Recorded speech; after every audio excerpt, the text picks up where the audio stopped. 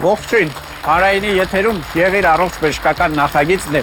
Ես բժիշկ Վահե Տերմինասյանն եմ եւ բնականաբար մենք զրուցելու ենք առողջությունից։ Սովորաբար հաղորդումները բացում եմ լայն ժպիտով, անկախ նրանից, թե ինչ թեմայի մասին ենք խոսելու, ինչքան էլ բարդ, ինչքան էլ ծանր հիվանդություններ լինեն։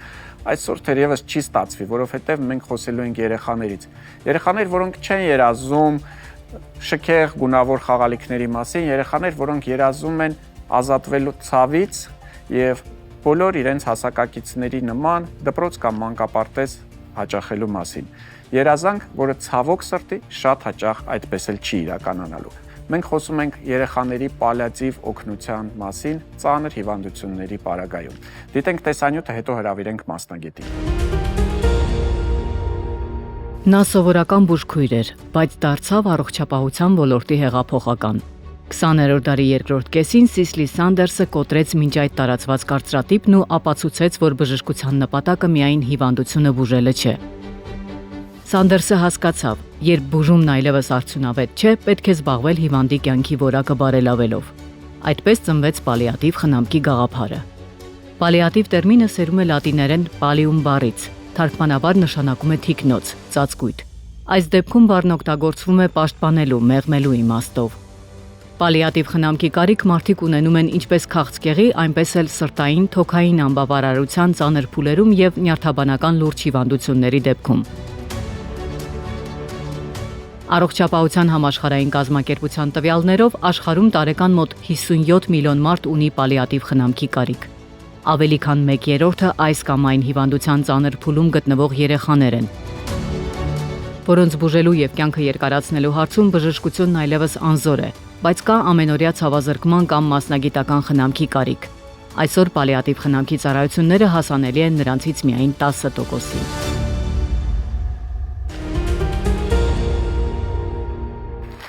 Եվ այսպես հարգելի հեռուստատողներ, դիմավորենք մեր այսօրվա առաջին հյուրին, մանկական պալիատիվ խնամքի մասնագետ Անուշ Սարգսյանին, ողջույն։ Եվ մենք խոսում ենք այսօր մանկական պալիատիվ ծառայության մասին, մարդիկ շատ հաճախ չեն էլ պատկերացնում, թե դա ինչ է իրենց ներկայացնում, կուզենայի, որ պարզ հասարակ բացատրեիք ինչ է, որ երեխաների համար է եւ ինչ օգնություն եք դուք տրամադրում այդ երեխաներին։ Պալիատիվ օգնությունը նախատեսված է ծանր, անբուժելի, կյանք սահմանափակող հիվանդություններ ունեցող երեխաների համար, երբ որ երեխաները ցավոք այս կամ այն պատճառով մեր արդի բժշկությունը հնարավորություն չի ունենում բուժել վերջնականապես, բայց ունենում ենք բավականին շատ խնդիրներ, վիճակներ, որ անհրաժեշտ է դրանք կառավարել, որպեսզի երեխայի կյանքի որակը բարելավենք։ Եվ պալիատիվ օգնության շրջանակներում ընդգրկված է ոչ միայն երեխան, իհարկե երեխան կենտրոնում է, բայց ամբողջ թիմի մոտեցումը, ուշադրությունը նաև ընտանիքի անդամներին է եւ նրան շրջապատող մարդկանց։ Այսինքն ես ճիշտ եմ հասկանում, որ մենք խոսում ենք այն երեխաների մասին, որոնց մենք արդեն գիտենք, որ չենք բուժելու։ Այո։ Մենք գիտենք, որ ավարտը վատ է լինելու, բայց փորձում ենք հնարավորինս լավ կյանքի որակ ապահովել, որ ինչքան էլ դա տևի, լինի առանց ցավերի, առանց խնդիրների, բարդ է բնականաբար եւ բարդ է նաեւ աշխատել, որովհետեւ կարծում եմ, որ ամեն երեխայի հետ այդ ամբողջ ցիկլը անցնելը բնականաբար ամեն անգամ ձեզ համար նույնպես շատ մեծ ծանրաբեռնվածություն է եւ մեծ հոգեբանական ճնշում։ Երբ է ստեղծվել Հայաստանում, մենք հասկանում ենք, որ փախնել թեմայից պետք չի, որովհետև, եթե բոլորս ասենք, դե չէ, չեմ ուզում, ոչ, ես այդտեղ չեմ կարող աշխատել, ծանր է, մինչև եթերը սկսել է, ես օրինակ մտածում էի ու երևի ամենայն հավանականությամբ անկեղծությամբ չէի կարողանա աշխատել ու բարք ու պատիվ են մարդկանց, որոնք իրենց մեջ ուժ գտնում են ու կարողանում են այդ գործը վերցնել իրենց վրա։ Ինչքան ժամանակ է, որ կա այդ ծառայությունը Հայաստանում։ Մանկական պալիատիվ օգնության ուղղված առաջին քայլերը արվել են շատ վաղուց, մոտ 2008-2010 թվականներին, բայց առաջի ավելի խորքային ուշադրությունը դարձվեց 2015 թվականին, երբ որ ունեցանք առաջի գնահատումը, կարիքների գնահատումը Հայաստանում միջազգային փորձագետի հետ եւ տեսանք, որ մոտավորապես 3300 երեխաներ Հայաստանում կարիք ունեն պալիատիվ օգնության։ Միաժամանակ։ միաժամանակ։ Ընդունված չէ պալիատիվ օգնություն ցուցաբերել միայն կյանքի վերջին փուլում, այլ ախտորոշումը դրվելուց անմիջապես եւ պալիատիվ օգնությունը զուգահեռ է ընթանում հիմնական հիվանդության բուժմանը։ Նույնիսկ եթե լինեն տարբեր գենետիկ հիվանդություններ, թեկուզ մանկական ուղեղային կաթվածի ծանր դեպքեր։ Մենք առաջերտին միշտ քաղցկեղն ենք պատկերացնում, բայց մենակ քաղցկեղը չի։ Ի տարբերություն մեծահասակների պալիատիվ օգնության, մանկական պալիատիվ օգնության պատկերը հակադարձ է։ Եթե մեծահասակներում գերակշռող մասը մոտ 80%-ը դա քաղցկեղով պացիենտներն են, երեխաների պարագայում հակառակն է, մոտ 20-25%-ն են քաղցկեղով պացիենտները եւ մեծ մասամբ ավելի շատ նյարդամկանային, տարբեր նյարդաբանական խնդիրներով, բնածին զարգացման արատներով երեխաներն են մեր թիրախում։ Այդ երեխաները պետք է պալիատիվ օգնություն ստանան տնային պայմաններում, թե հիվանդանոցային, ինչպես է դա կազմակերպվում։ Հաշվի առնելով, որ երեխայի համար իր լավագույն միջավայրը իր ընտանիքն է, շրջապատված իր ծնողներով, հարազատներով, ցանկալի կլինի, որ հնարավորինս ինչքան երկար կարողանանք այդ պալիատիվ օգնություն ցուցաբերենք երեխայի տանը կամ այն կենտրոնում, օրինակ խնամքի կենտրոնում, որտեղ գտնվում է երեխան։ Բայց լինում են դեպքեր, երբ որ ուղղակի տանը հնարավոր չէ կառավարել այդ ախտանիշները, եւ ծնողները ցանկանում են երեխային կամ ուղղակի պետք է տեղափոխեն հիվանդանոց, որպեսզի պալիատիվ օգնության բաժանմունքում արդեն երեխան ստանա հետագա իր օգնությունը։ 2025 թվականից արդեն մեկնարկվեց տնային պալիատիվ օգնությունը եւ ահագին երեխաներ կարողանում են այդ օգնությունը ստանալ իրենց տանը արդեն։ Շատ հաճախ բնականաբար այդ երեխաները ունենում են ուժեղ սաստիկ ցավեր եւ անհրաժեշտ է լինում կիրառել ուժեղ ցավազրկողներ։ Ինչպես է կարողանում ծնողների հետ աշխատել, ոնց է կարողանում ծնողներին համոզել, բացատրել, որ դա իրենց երեխայի շահից է բռնխում եւ պետք է անել, որպեսզի երեխան ցավ չունենա։ Ցավային համախտանիշը գերակշռող է հատկապես քաղցկեղային հիվանդությունների ժամանակ եւ ծնողները երբեմն ընդդիմանում են նաեւ տարածված միֆերի պատճառով, որ կարող է կախվածություն առաջանա այդ դեղորայքից կամ երբեմն լինում են թեթ գնահատում եւ բժիշկների կողմից եւ ծնողների կողմից ցավային համախտանիշի,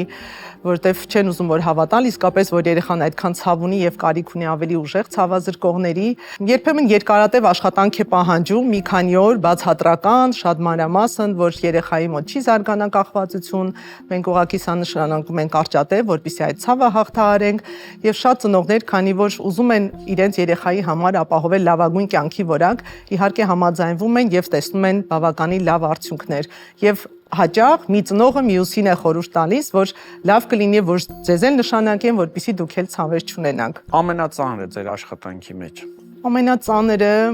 երբ որ ունենում ենք երեխաներ, որոնք որոշակի ցանկություններ ունեն, բայց կախված իրենց վիճակից չեն կարողանում իրականացնել այդ ցանկությունները։ Դա շատ ցավալի է։ Դրանք կարող են լինել շատ པարզ ցանկություններ, չէ՞ երևի։ Այո, ուղղակի པարզ դուրս գալ բակ, ունենալ կենթանի, շունիկ կամ փիսիկ, որևէ բան, շատ տարբեր են ցանկությունները։ Ինչն է ձեզ տիպում շարունակել աշխատել, չէ՞ որ ահավոր դժվար է։ Գիտեք ամեն անգամ ինչով է վերջանալու ու ամեն անգամ նոր բալիկի հետ այդ ճանապարհը անցնում եք։ Այդ ձեր համար ինչ եք գտել։ Երբեք հեշտ չի, միշտ շատ հուզվում եմ, ես ինքը շատ հուզական եմ, երբեմն կողքից իմ գոլեգաները ասում են պետք չէ որ բժիշկը հուզվի, չպետք է լացի, միգուցե ամոթ է որ դուք եք հուզվում եւ լացում, բայց կարծում եմ որ ծնողներս գալով այն էմպաթիան, որ դու նույնպես ունես, հա, իրենց ու երեխայի նկատմամբ, նաև շատ հաճախ, նույնիսկ երեխայի մահից հետո ծնողների այդքան մեծ շնորհակալությունը, ասում են, որ դուք կարողացաք այնպես անել, որ մեր երեխան չտարապեց, ցավ չունեցավ, հանգիստ հրաժեշտ տվեցինք եւ երեխայի մահից հետո նույնիսկ տարիներ կապ են պահպանում մեզ հետ։ Հաճախում են բաժանմունք, իրենց աջակցությունն են առաջարկում, դա բավականին մեծ ուժ է տալիս։ Ես կարծում եմ, որ ճիշտ ուղու վրա ենք։ Ցավոք բժշկությունը այսօր ամբողջ աշխարհում դեռևս չի կարողանում հաղթահարել բոլոր հիվանդությունները, ցավոք շատ հաճախ մենք կանգնում ենք ասես անզորության առջև, երբ հասկանում ենք, որ մենք չենք կարողանալու։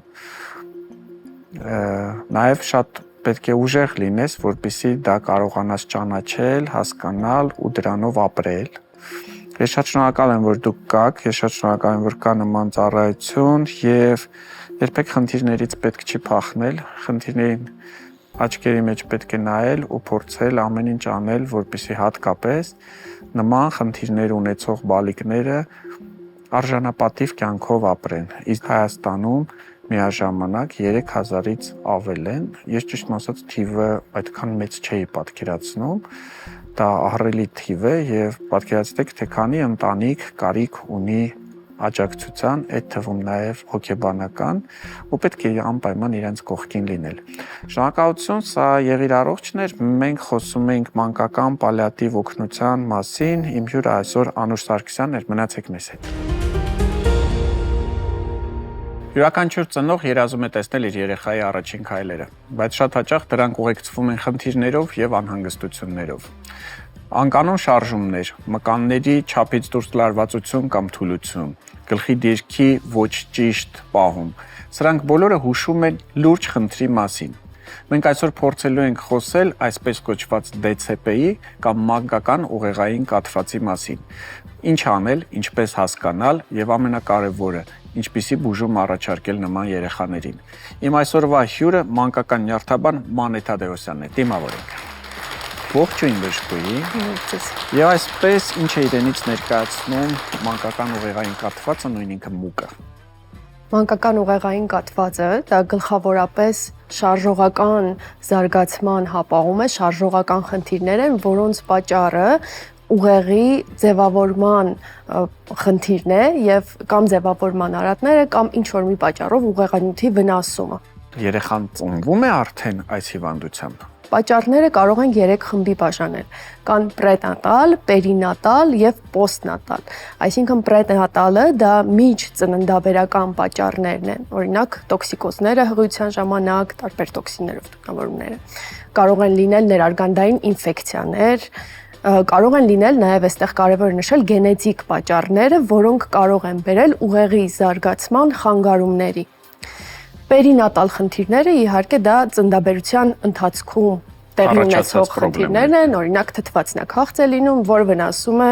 գլխի ուղեղը։ Եվ պոստնատալ դա երեխայի կյանքի առաջին օրերի, առաջին 28 օրերի շրջանում տեղի ունեցող խնդիրներն են, իհարկե այստեղ տարբեր երկրներում, տարբեր պրոտոկոլներում տարբեր թվեր են նշվում, որոնք բերում են ուղեղի վնասման, օրինակ կարող են լինել ներուղեղային ինֆեկցիաները, գլյուկոզայի տատանումները, կրկին այստեղ եւս կարող են լինել թթվածնաքաղց, կարող է լինել կաթված, որը բերում է ուղեղանյութի վնասման։ Այսինքն իրականում երեխան ծնվել էր առողջ, այո։ հետո դեռ բերեց։ Հետո եղավ ինչ-որ մի միջադեպ, որը վնասեց ուղեղանյութը եւ մենք ունենում ենք արդեն դրա հետևանքները գլխավորապես շարժողական խնդիրների ձևով։ Շատ տարբեր են դրսևորումները։ Կան շատ ծանր, ծայրահեղ ծանր դեպքեր եւ կան դեպքեր, երբ այո, կա մանկական ուղեղային կաթված, բայց եթե չիմանաս, առաջին պահին գլխի էլ չես ընկնի։ Ես գիտեմ, որ շատ հաճախ 1 տարեկանից հետո նոր ախտորոշվում է, այսինքն համարյա մինչև 1 տարեկան ծնողները ու անգամ մանկաբույժը գլխի չի ընկնում։ Կա նման տարբերակ։ Այո, այդպիսի դեպքեր եւս լինում են, քանի որ այո, շարժողական խնդիրները կախված վնասման ծավալներից կարող են տարբեր կերպ դրսևորվել եւ կարող են լինել շատ ծանր խնդիրներ, որոնք ի սկզբանե արդեն տեսանելի են եւ երբեմն խնդիրը կարող է լինել շատ քիչ արտահայտված եւ կյանքի առաջին տարվա ընթացքում չլինել այնքան նկատելի, օրինակ մինչեւ երեխան արդեն պետք է կանգնի, քայլի եւ ծնողը սկսում է անհանգստանալ, որ ինչ որ մի բան այն չէ, կամ սկսում է նկատել ինչ որ ասիմետրիա շարժումների մեջ եւ այստեղ նոր արդեն դիմում են մասնագետի։ Լավ, եթե մենք խոսում ենք ուղեղի մասին, չէ՞ որ դա ուղեղի ախտահարում է, այսինքն ենթադրվում է արդյոք, որ այս երեխաները միշտ ունեն ինտելեկտի, այսինքն զարգացվածության ոչ բավարար մակարդակ իրենց տարեկիցների համեմատ, թե կարող է երեխան ունենալ մանկական ուղեղային կաթված, բայց լինել տաղանդավոր, հանճարեղ, շատ լավ ուղեղը զարգացած լինի մեր պատկերացրած ուղեղ ասելով, այսինքն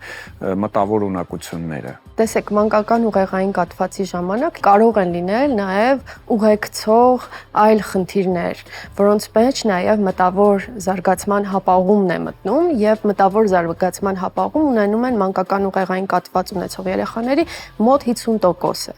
Մի մասն էլ կարող են ունենալ ուսուցման տարբեր աստիճանի խանգարումներ, բայց դա պարտադիր չէ եւ միանշանակ չէ։ Այսինքն կարող են լինել լրիվ փայլուն մտավոր ունակություններով երեխաներ։ Հնարավոր է արդյոք բուժել, թե ընդամենը պետք է հարմարվել այդ երեխային հատուկ պայմաններ ապահովել, նրա կյանքը, այսպես ասենք,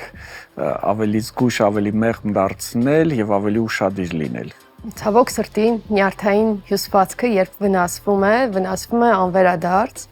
բայց երեխաների ուղեղը շատ պլաստիկ է։ Նույն կաթվածը, եթե լինում է մեծահասակի մոտ, մեծահասակը կորցնում է իր որոշակի հմտություններ եւ դրանք լինում են այլևս անվերադարձ։ Իսկ երեխայի ուղեղը նույն վնասման պայմաններում կարող է ձևավորել իր հմտությունները հարակից տարածքներում եւ նոր կապեր առաջացնելով մենք ունենանք զարգացման մեջ որոշակի առաջընթաց։ Իհարկե, յուրաքանչյուրս ունենք մեր սահմանափակումները եւ մենք պետք է ձգտենք, որ սահմանափակումներ ունեցող երեխան իր հնարավորությունների սահմանում հասնի մաքսիմալին։ Կա ինչ-որ մեկ ախտանշան, որ եթե հանկարծ մայրիկը նկատեց, ապա շատ արագ պետք է դիմել բժշկի, որովհետև շատ հնարավոր է, որ երեխայի մոտ մանկական ուղեղային կաթված է։ Ունեք այդպիսի բոլորի համար Այստեղ կարևոր է նշել, որ պետք է հետևել շարժողական զարգացման փուլերին եւ եթե շարժողական զարգացման մեջ կա ուշացում, ապա դիմել բժշկի եւ եթե ծնողները վաղ տարիքում նկատում են շարժումների մեջ ասիմետրիա եւ նաեւ ձեռքերի դոմինանտությունն է կարեւոր նշել, որովհետեւ մինչեւ 1 տարեկանը երեխան ամբիդեքստեր է, երկու ձեռքերը օգտագործում է հավասարապես եւ եթե ծնողը նկատում է, որ երեխան միայն մի ձեռքով է փորձում բռնել առարկաները, ապա միանշանակ ինչ որ խնդիր է դրա տակ թաքնված։ Շնորհակալություն, հարգելի հեռուստադիտողներ, այո, սրանից ոչ ոք բնականաբար չի ուրախանա։ Բնականաբար բոլորի համար այսպես շոկային է, երբ առաջին պահին բժիշկը նման ախտորոշում է ներկայացնում ծնողներին, ասում է, գիտեք, ձեր երեխայի մոտ մանկական ուղեղային կաթված է, բայց այս երեխաները կարող են լինել շատ տաղանդավոր, շատ հրաշալի, շատ ջերմ, շատ լավ մարդիկ, շատ լավ երեխաներ, որոնք ուղղակի տարբերվում են։ Նրանք նման չեն մյուսներին, բայց դա չի նշանակում, որ նրանք ինչ-որ հարցում զիջում են։ Նրանք ուղղակի տարբեր են։ Սիրեք նրանց, հոգատար եղեք նրանց հանդեպ եւ ամենակարևորը երբեք նրանց չնեղացնեք։ Շնորհակալություն, Մանե Թադևոսյանն էր մանկական նյարդաբան, այսօրվա մեր հաղորդման հյուրը։ Մնացեք մեզ։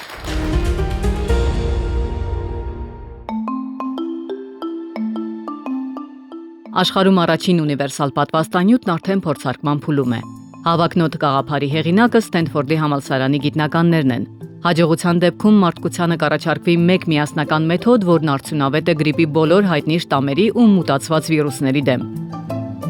Շնչառական վարակներն ամեն տարի աշխարհում դառնում են միլիոնավոր մարդկանց անաշխատունակության պատճառ, հսկայական վնաս հասցնելով թե անհատի կյանքի որակին, թե համաշխարհային տնտեսությանը։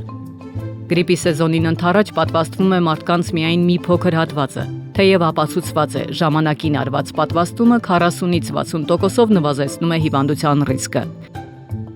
Մի քանի դար է պատվաստումները փրկում են կյանքեր։ Մեխանիզմը նույնն է։ Օրգանիզմին տրվում է վիրուսի թույլ դոզա, որպեսզի իմունային համակարգը սովորի ճանաչել ու պայքարել մեկ կոնկրետ հարուցիչի դեմ։ Բայց վերջին տարիներին վիրուսներն ավելի արագ են մուտացվում, քան բժշկությունը հասցնում է արձագանքել։ Այդ անվերջանալի վազքը դադարեցնելու համար գիտնականները փոխել են մոտեցումը։ Նոր պատվաստանյութը ոչ թե ծանոթացնում է օրգանիզմին աղտածին հարուստի հետ, այլ միանգամից ակտիվացնում է մարդու բնածին պաշտպանությունը։ Կլինիկական փորձարկում անցնող նորույթը քթի ցողաշիթի տեսքով է, քանի որ աղտածին մանրեներից եւ վիրուսից պաշտպանությունը ձևավորվում է հենց քթի լորձաթաղանթում։ Ունիվերսալ պատվաստանյութի օգնությամբ վիրուսը պետք է պարզապես ոչնչանա դեռ թոքեր չհասած։ Հաջողության դեպքում գիտնականները խոստանում են առանց շնչառական վարակների եւ դրանց հետևանքով առաջացած բարդությունների աշխարհ։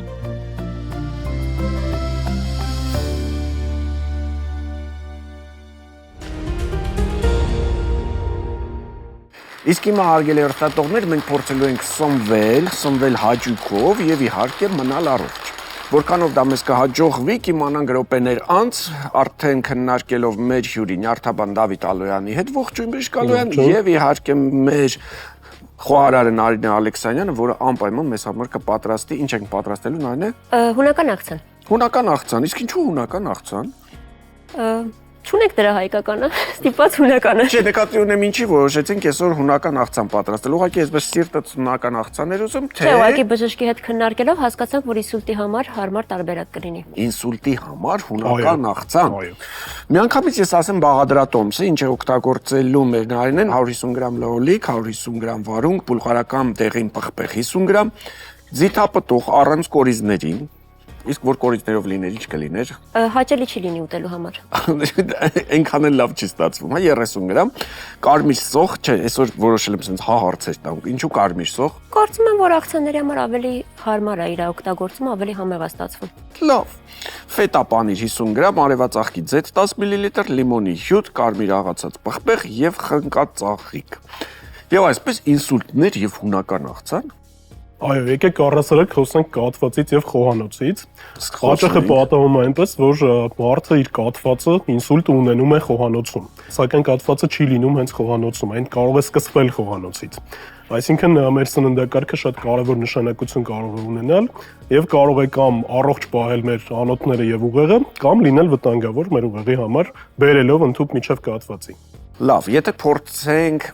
շատ կոպիտ այսպես համեմատություններ անել եւ փորձել հասկանալ ճիշտ սննդակարգ, սխալ սննդակարգ, քանի տոկոսով կարող ենք բարձրացնել կամ իջեցնել կաթվածի հավանականությունը։ Առնվազն 30-ից 50%-ով կարող ենք բարձրացնել կամ իջեցնել հավանականությունը, որը քիչ չէ։ Հսկայական։ Այո։ Հսկայական թվեր եք ասում, բարձրացնել 30 կամ 50%-ով, իջեցնել 30 կամ 50%-ով, բա որ գնաց մեր առողջ ապրելակերպը, սպորտը, քայլքը եւ այլն։ Երբ մենք սնունդը նշում ենք 30-ից 50%-ի մեջ, մենք նշում ենք ամբողջ միջոցառումների համալիրը, այդ թվում առողջ ապրելակերպը, սթրեսից խուսափելը, առողջ քունը, այդ ամենը միասին։ Հա, այսինքն միայն առողջ սնվեմ, գնամ պարկեմ քնեմ, օրը 5 ժամ, դա ինձ չի բրկի։ Մենք չենք փոխարինում սնունդը դեղորայքով։ Այսօր մենք խոսում ենք կանխարգելման մասին, կանխարգելման մեջ մտնում է նաև տարբեր խմբի դեղորայք օգտագործելը, երբ կա դրա ցուցումը,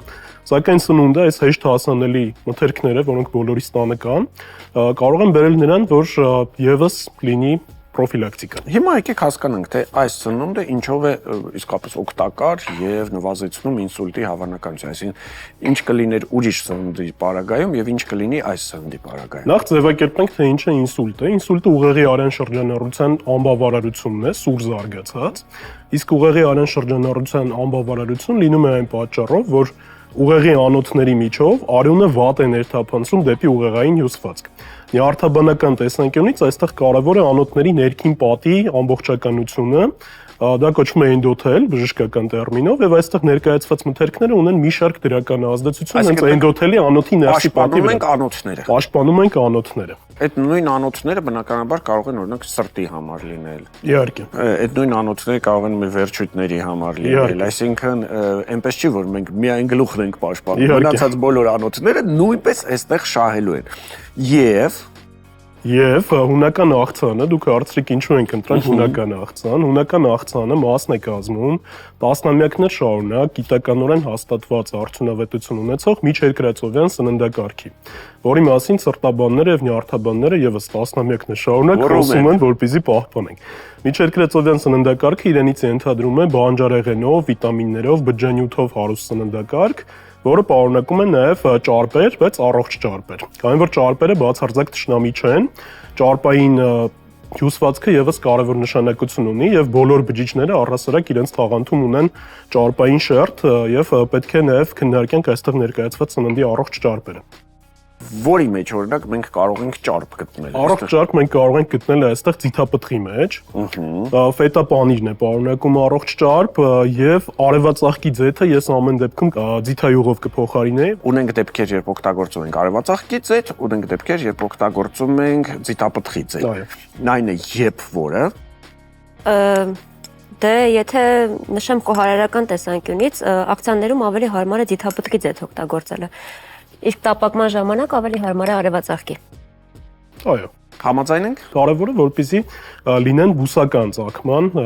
ձեթեր։ Հիմա ինձ լավ միտք տրամադրեցիք, կարելի է մի անգամ հաղորդում նկարել, հաղորդում գոնե հատված ձեթերի տարբերությունների մասին, որովհետև դրանք շատ տարբեր են եւ մարդիկ երբ որ մտնում են խանութ ու տեսնում են նաև գնային շատ մեծ տարբերությամբ, կարելի է մի անգամ բացատրել, թե ինչու են նրանք այդքան տարբերվում։ Ուղղակի շիշտն է մեկի սիրուն, մեկինը ոչ այնքան, արտադրողները ինչ որ բրենդային, մյուսինը ոչ այնքան, թե իրականում դրանք իսկապես ունեն օգտակարության այդպիսի տարբերություն։ Մի բառով ձեր կարծիքով դրանք շատ տարբեր են իրենց օգտակարությամբ։ Այն էժան ձեթերը եւ թանկ շատ ձեթերը։ Զգալի տարբեր են։ Իրականում այո։ Իրականում այո, ես խոստանում եմ մի անգամ ձեզ մանրամասն կպատմենք ձեթերի տարբերությունների մասին, եթե դուք հասկանաք, ինձ թվում է սովորաբար կնախընտրեք ինչքան էլ հնարավորություններ սահմանափակ լինեն, այնուամենայնիվ կտրամադրվեք գնել լավը, որովհետև դա շատ կարևոր է ձեր առողջության համար։ Քննարկենք նաև մյուս բանջարեղենը, այստեղ լոլիկն է ներկայացված, լոլիկը լիպոկին է պարունակում, օգտակար նյութ է ուղեղի անոթի պատերի համար։ Վարունգը պարունակում է հեղուկ եւ բջջանյութ։ Բջջանյութը եւս շատ կարեւոր է, քանի որ այն շինարարական նյութ է, այսպես ասած, հանդիսանում։ Այստեղ ունենք բաղադրության մեջ սոխ եւ ունենք կիտրոն։ Դրանք բացի իրենց մեջ պարունակվող վիտամինները, հատկապես C վիտամինը, դրանք բացի վիտամիններ պարունակելը նաեւ համային լրացուցիչ հատկանիշներ են հաղորդում եւ մարսողական համակարգն են խթանում ստամոքսայութի արտադրությունը։ Պղպեղը C վիտամինի մեծ պարունակություն ունի, հաճախ մենք C վիտամինը ասոցացնում ենք ցիտրուսների հետ, բայց պետք է ասենք, որ պղպեղում երբեմն շատ ավելի մեծ քանակներով կարող է պարունակվել վիտամին C, քան այդքան Անշուշտ գովազդված ցիտրուսային մթերքում։ Եվ այսպես հարգելի հեռուստադիտողներ, թվում էր թե հունական աղցան, որը որ, չգիտեմ, մանկությունից կարծում եմ բոլորս գիտենք, բոլորիս համար այն հույները երևի ընդհանրապես ծնվել են ու իրենց կաթից հետո առաջի բանը երևի հունական աղցանն են առաջարկել ուտել։ Իրականում ես չգիտեմ, դրա հիմքում եղել է առողջ ապրելակերպը, թե պարզապես իրենց համար դա համեղ է եղել, իրենց դուր է եկել եւ որոշել են այսպես հաճախ օգտագործել եւ պատրաստել, բայց այնուամենայնիվ ուզում եմ հիշեցնել, որ այո, միջերկրածովյան ամբողջ սննդակարգը եւ մասնավորապես տվյալ պարագայում մեր այս աղցանը ունեն շատ մեծ նշանակություն եւ շատ մեծ օգտակարություն ինսուլտների, նույն ինքը կաթվածների կանխարգելման համար։ Նարինե, Մեր աղցանը պատրաստ է արդեն։ Մեր աղցանը պատրաստ է։ Նկարեք վերջի անգամ, որովհետեւ կարծում եմ, որ այս տեսքով շատ քիչ ժամանակ կմնա։ Այն նաեւ տրամադրություն է բարձրացնում հենց այս գունագեղ տեսքով։ Դե ինչ հարգելի հեռուստադիտողներ, շարունակեք մնալ մեզ հետ, իսկ մենք կարծում եմ ձեզ հերթական անգամ ապացուցեցինք, որ առողջ սնունդը կարող է լինել նաև շատ համեղ։ Շնորհակալություն հյուրերին, մնացեք մեզ հետ։ Ողջույն, ձեզ հետ գեղեցկության արվեստն է, այսօր կխոսենք ատոպիկ մաշկաբորբից։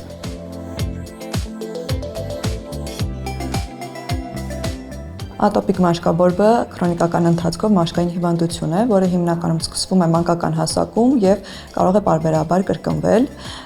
Այն զգալի անհարմարություն է պատճառում բուժառուներին արտաքին տեսքի առումով, սակայն պետք է նկատի ունենալ, որ սա լուրջ մաշկային խնդիր է եւ պահանջում է գրագետ եւ ճիշտ մոտեցում։ Հիվանդության դեպքում մաշկի պաշտպանիչ շերտը վնասվում է, ինչի արդյունքում մաշկը դառնում է ավելի զգայուն արտաքին կրկրիչների նկատմամբ եւ ավելի հակված է դառնում բորբոքմանը։ Սրացումները կարող են առաջացնել տարբեր գործոններ, օրինակ դա կարող է լինել ցուրտը, կարող է լինել ստրեսը, կարող է լինել փոշին, տարբեր լվացքի միջոցներ եւ այլ ալերգեններ։ Հետևաբար շատ կարեւոր է մաշկի ճիշտ խնամքը, հատկապես կարեւոր է խոնավեցնողների օգտագործումը, որպեսզի վերականգնենք մաշկի պաշտպանիչ շերտը եւ արդյունքում ունենանք ավելի քիչ սրացումներ։ Ատոպիկ մաշկաբորբ ունեցող անձանց բնակարաններում ցանկալի է, որպեսզի չլինեն գորգեր, չլինեն փոշի կլանող առարկաներ, ինչպես նաև միջավայրը լինի խոնավ եւ ամենակարևորը օրը 2 անգամ պետք է կատարվի խոնավ մաքրում։ Ատոպիկ մաշկաբորբը պահանջում է ոչ միայն գրագետ բուժում, այլ նաև կանոնավոր եւ ճիշտ մաշկի խնամք։ Շատ դեպքերում հենց ճիշտ մաշկի խնամքն է օգնում վերահսկել հիվանդությունը եւ նվազեցնել սրացումների առաջացումը։